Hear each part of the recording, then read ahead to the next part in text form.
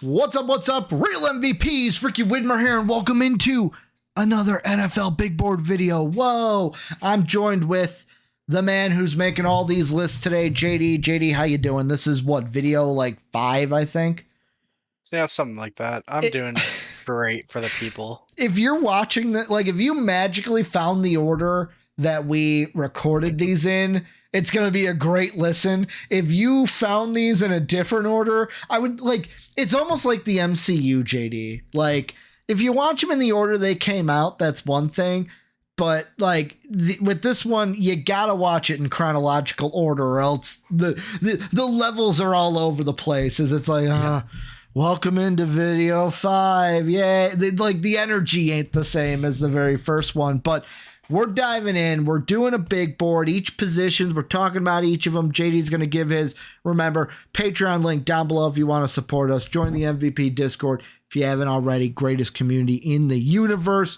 And mostvaluablepodcast.com. We have a website, calendars there to see when we post. You can also see this guy's top 25 big board. Check that out. Links for those are down below in the description. JD, we talking edge rushers. One of the most, if not the most, the second most important position in the NFL draft. It's weird that none of these guys are... I'm going to say it. It's weird to not see any of them in a top 5, or one of them maybe in a top 5. There's usually more love for the edge rusher position. But before we get into everything, what are you looking at? What is your rankings for the edge rushers? So my rankings are, I have Dallas Turner at 1, Jared Verse at 2, Chop Robinson at 3, Braylon Price at 4, and Jack Sawyer at 5. So my first question for you is an easy one. Again, JD the Contrarian. I think that's what we're going to call you these videos. JD the Contrarian, because you're very different, which is nice. Why'd you go Dallas Turner at 1 over Jared Verse? Seems like a lot of people are just like, do you think it's the lazy take to just slot Verse in at number 1? Or is there like a specific reason you like Roll Tide Dallas Turner more right now? So for Dallas Turner, I love his speed. He runs a 4.45. So as an edge rusher, I think that's unreal. I think he's a bit bigger than Micah Parsons, but I think that comparison, people will start to see that a little bit more as the year goes on. With Jared Verse, I really liked him. Again, he's somebody who I thought would enter the draft this past year, but he didn't. But I think with Jared Verse, he's a little raw. I would like to see a little more production, especially when it comes to finishing like sacks and tackles for loss. I feel like whenever I watch Jared Verse play, he's easy to slip when it comes to tackling. With Dallas Turner, I think he just has the most upside for this year. I don't want to say like a Will Anderson, but you're like, I don't want to throw out someone that was number 1, number 2 in the draft. Yeah. But the reason why, again, I loved watching Dallas Turner because when I was watching Will Anderson tape last year, I noticed Dallas Turner popping out when he was on the field. He didn't. Yeah. I want to say he didn't play most snaps, but whenever he was on the field, he was somebody that you noticed. And I just think that he's going to be the anchor of that Alabama defense this year. Okay. And it's Alabama, it's defensive line. Maybe call it that lazy being the number 1 edge on my board for that reason. But I just think I think he's somebody who can be inside that top 5 if an edge rusher is going. I mean, you call it lazy, but like we see it all the time. Like someone plays somewhere else, their production is better because of the competition. Like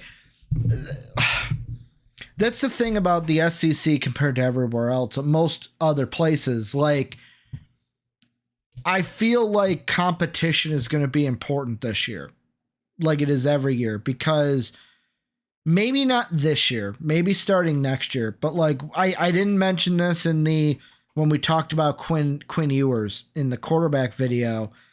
But like this year in the Big 12 is going to be a very different year, JD. BYU's in the Big 12 this year. Cincinnati's in the Big 12 this year.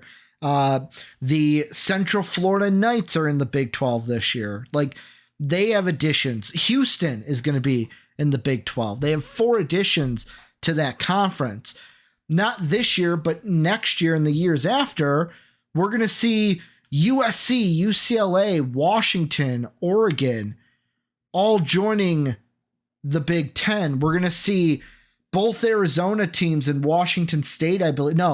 It was Washington State, both Arizona teams and Colorado joining the Big 12, like bolstering their competition to where the biggest thing for the SEC when it comes to prospects is the competition is just raised to a higher level. It's been, and whether you think this or not, it's usually viewed as the toughest conference in all of college football. When you got Georgia and Alabama, 2 of the big behemoths there, like you're an SEC fan. Is that just a biased opinion that you think it would be the toughest, or do you actually think the SEC is right now the toughest division in football or toughest conference in football? I do think it's the toughest conference because even I was talking to Kai during last football season, and you look at it, the Big 10 last year, it was just Michigan and Ohio State. Yeah. In the SEC, you have, there's teams on the down like Florida, but it was a fight at the top with LSU, obviously Georgia. Alabama had more of a down year, but they're still Alabama. You have Tennessee, who was on the up. Kentucky, who had a little bit of a letdown season. But you have all this competition, and I just think the brand of football is different. I think that's a real defensive conference, and it's a nasty conference. Every team has a rivalry with another team, and they're usually all pretty good games. And like my point being, the ACC, yet again, ever since Clemson kind of fell back a little bit, like there have been years where the ACC have had tough teams. When Teddy Bridgewater was there, LSU was a tough team to play. Obviously, Clemson, when Deshaun Watson and stuff were there, they've had some great teams. Virginia Tech has had some tough teams. When Mitch Trubisky was at North Carolina, they were a good team in the ACC. Like, there have been good teams in the ACC, but it's not as consistent as the SEC. And like, I know this isn't the topic of it, but I will say that's why we're getting like the Big 12 adding a ton of teams, why people are poaching and completely destroying the Pac-12 conference. Pac-12 conference, I'll tell you this, is not going to be a Power 5 conference after this year. Because all their talent's leaving. Well, and like that's the thing. Like, it doesn't really affect me, but I don't really know if I like how all these teams are just abandoning the Pac-12 as much as I don't like the You don't Pac-12. like super conferences, JD? I just, with the Big 10, like I just think it's weird that all these teams, because okay, maybe it'll be a little more competitive, but then what's going to happen to these teams that suck in the Big 10? Are they just going to leave and like join like the Mountain West or what, like, you know? I don't know. They won't. Do you want to know why? Why? Money. Being in the Big 10 will bring in, like, being the worst team in the Big 10 will bring in way more money than being the MAC champion. You don't think, champion. But you don't think that this will kind of damper the shine on these conferences? Like, no, specifically the Big 10? No, because everyone's going to be focused at the top. Okay. Like, this is a move, and I know this ain't the end video. We'll get back to the end, but like it relates to the competition part. Is everyone's chasing the SEC. Like, Jared Verse is going to face different competition than Dallas Turner. And I think one thing that would be very interesting for college football, you tell me what you think about this, and it would be very interesting for the draft perspective. You know what I say we do, JD? What? Open scheduling. Open scheduling, where conferences like I know this isn't like a Ricky's thought about this. I'm just pitching this.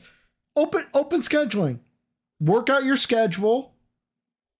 Play whoever you want. We get the best games. Then it's like, oh man, like, yeah, you can try to keep rivalries around, like Michigan, OSU can say, hey, we're going to play each other every year.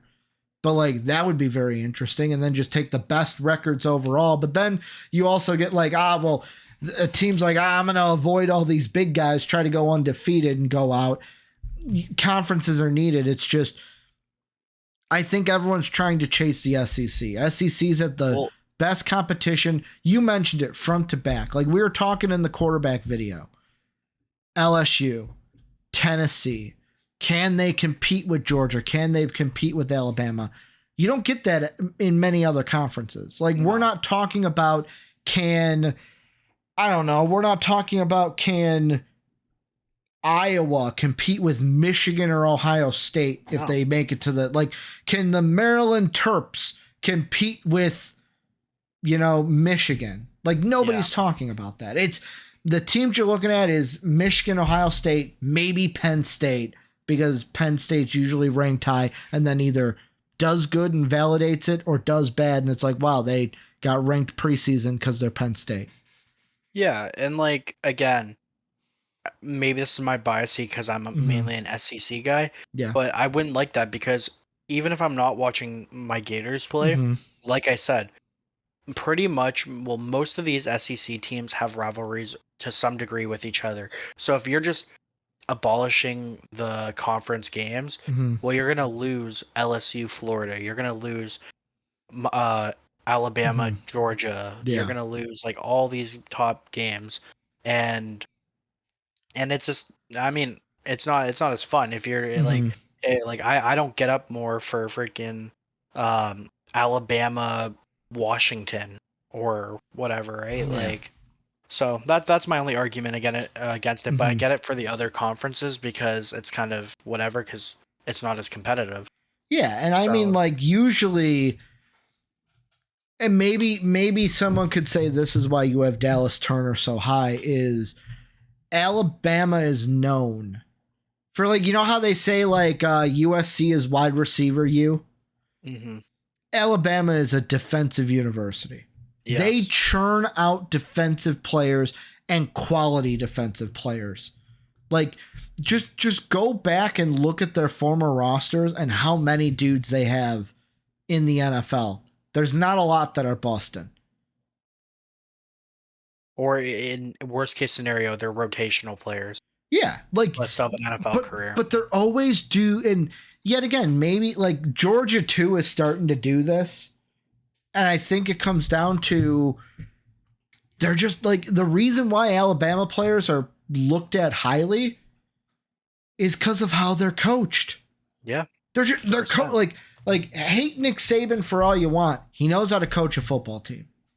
He treats them like they're pros. Yes, before entering the NFL. He is running a pro team in college. Yeah, obviously there's some Alabama players who fall off the beaten path and are crappy people. Usually quarterback. Well, not crappy people. I'm talking about playing wise. Usually the quarterbacks don't pan out in the NFL. No, but typically though, they don't really have character issues because Saban runs a tight ship. You can't say that about a school like Georgia. Wasn't there one last year or 2 years ago that they were driving a car and had a gun in the car and people freaked out about? Oh, who was it? Wasn't that Alabama? Weren't you thinking of basketball player? No. I know they had the basketball. The basketball one was someone else gave them their gun, and that was Brandon Miller. Yeah, that one. I'm talking about I thought it was an Alabama player who got pulled over for speeding, and they did the whole thing. All smelled weed, and they checked the car, and he had his gun underneath the seat. It wasn't anything wasn't doing anything. It just had the gun underneath the seat. Obviously wasn't registered. That's the whole thing that sparked from that. I thought it was an Alabama player. Someone in the comments help me. I thought it was an Alabama player. At this rate, thought it was a defensive player. At this rate, a lot of these college kids are doing dumb things. So I mean, Your guess is as good as mine. I'm gonna Google it because I'm that like I could have sworn it was last year or 2 years ago. But yeah, it's like that's why I feel like you have Turner ahead of Vars. But like out of the other guys, is there anyone outside of those two that you're like, hey, let's look at this one, and this guy could make a jump this year? Jack Sawyer is somebody who I could see make a rise, not necessarily into the like top 1 or 2. I think Dallas Turner and Jared Verse are going to be solidified there, but I could see Jack Sawyer move up to 3. Braylon Trace is also good. I think Chop Robinson is honestly the one who could fall the most, just because I think he's very much boom or bust. But yeah, if I had to put money on it, I would say Jack Sawyer is the one to move up, especially being on that Ohio State team. And if they make some noise, I could easily see him getting a lot of shine for that. I am good, JD. The only thing I was wrong about, it wasn't a defensive end. The guy I was thinking about wasn't a defensive end. It was, well, one of them was a D-back. The guy I was thinking about was an offensive lineman. It was Cam Robinson. Oh, Cam Robinson. That was a while ago. Yeah, that's what I was thinking about. That's the only one I could think about. That was the one where it happened in Louisiana. Robinson and Jones were found parked in their vehicle after hours, where officers recovered a bag of marijuana along with 2 handguns. The latter is believed to be stolen. Both were arrested and booked in the correctional center, and since have been released. Like, wait, I remember that happening. Did it say, was that during draft time for Cam Robinson's draft? Yes, it was. That's why I remember it. So then that was the year, I think, after Tunsil. Laramie Tunsil. Yeah, because I remember making the joke of, oh my lord, another Laramie Tunsil situation a year later. The only other thing I can find, JD, about recent Alabama players in trouble is this one was from March of this year, where the headline is Alabama freshman football player arrested for drug possession and evading police. Tony Mitchell was a DB. Police report giving Mitchell's arrest states that the freshman DB was evading police at 141 miles per hour before being stopped. Over 220 grams of marijuana and $7,000 in cash was found in the Charger. It's the only thing I can find. That's recent too. Like, sounds like he has a side hustle. Yeah, sounds like there's a side hustle there of not gonna say anything. Not gonna accuse. Let's move on. But that's the only thing. Like, usually well coached, but like I said, any other guys besides Verse and Turner, because those are kind of the two that we've focused on. No, I think we hit everything. You're like, I gotta see these guys play, Ricky. Like, let's be honest. Yeah, like last year's tape can only take you so far. Mm-hmm. So I'm excited to see this year and then have an updated opinion. It's funny, we got a Chop Robinson in this year's class. Cam Robinson, Chop Robinson, Edge. You guys let us know what you guys think down below, though, in that comment section. I know this one kind of got a little bit away from the edges, but sometimes it happens here at MVP. What are you going to do? Check out our Patreon link down below. Make sure to check out the MVP Discord if you're not a part of that. Join it down below. Best community in the universe. And also check out mostvaluablepodcast.com to check out this guy's top 25 for the NFL Big Board, combined Big Board. Thank you guys for doing everything you do. And as always, have a good day, everybody. As always, we'd like to thank the people that make these videos possible, our patrons whose names are displayed on the screen now.